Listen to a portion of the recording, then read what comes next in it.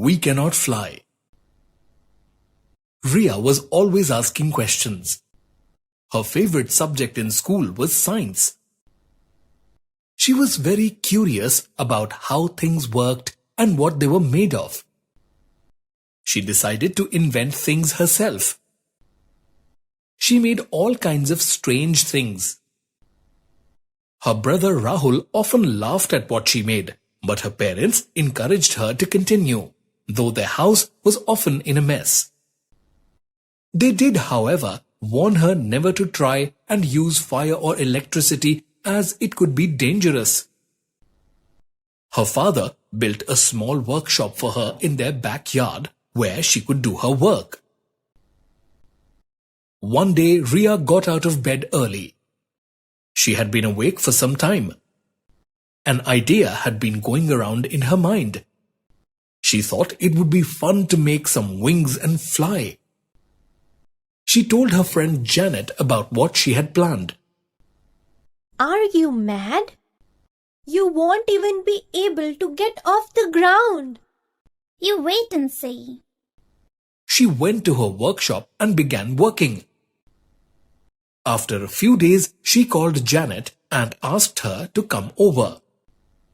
Janet came over and was greeted by Ria with a big grin on her face. Janet, tomorrow I will fly. But I will need your help.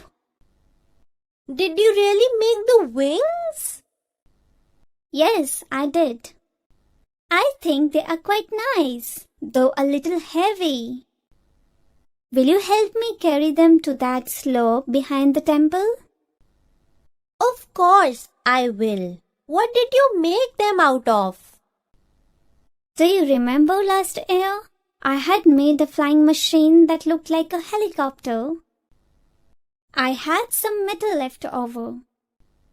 I used that to make the wings. You used metal? Won't that be a little too heavy? I don't think so. If they work, I will be like a human airplane. The next morning, the two girls dragged the wings to the top of the hill. Janet helped Ria to strap them on. Are you sure these are not too heavy? The faster I run, the lighter they will get. The wind will lift me up and I will fly. She was sure the wings would work. Well, here goes.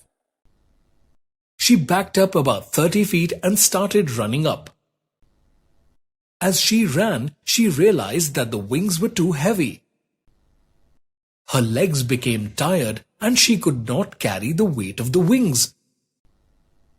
When she reached the top of the slope, her legs gave way and she fell flat on her face.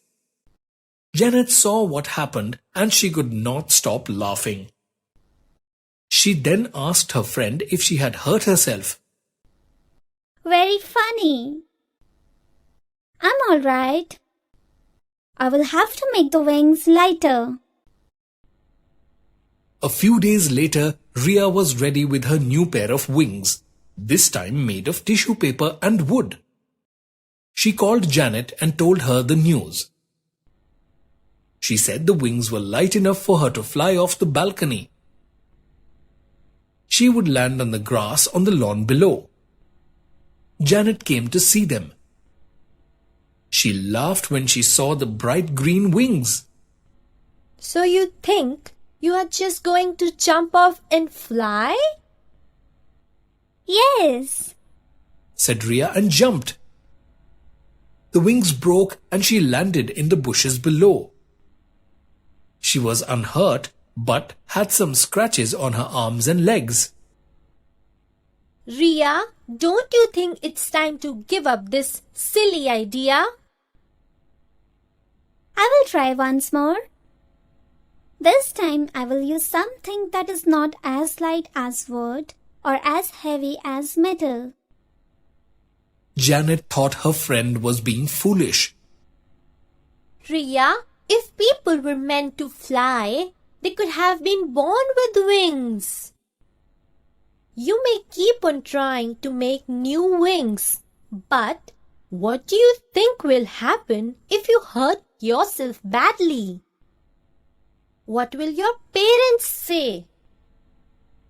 Ria thought about what Janet said. She then realized that her friend was right. Her parents would be very upset if something happened to her. They had always told her to be careful. You're right, Janet. I was not thinking properly. Promise me that you will never again do something as silly as this. I promise. Janet, I just had a brainwave.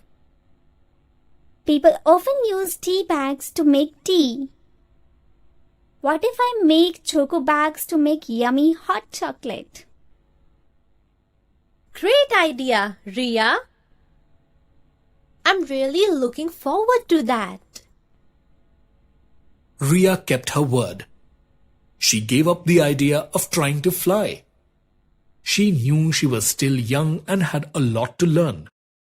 She wanted to become an inventor, and one day she would make something that her family would be proud of.